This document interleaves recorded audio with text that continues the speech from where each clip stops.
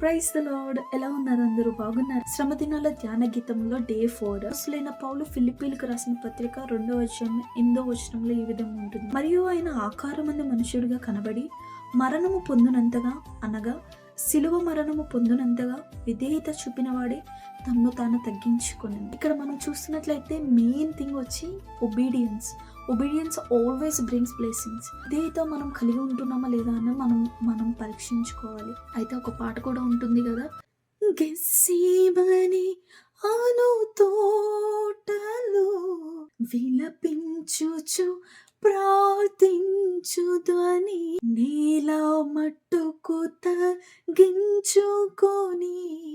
సమర్పించి తిని కరములనే మమ్మును నడిపించుము. వారి ప్రేమను తలంచునప్పుడు కలుగుచున్నది దుఃఖం. ప్రభువాని శ్రమలను ధ్యానించునప్పుడు గులుచున్నది హృదయం.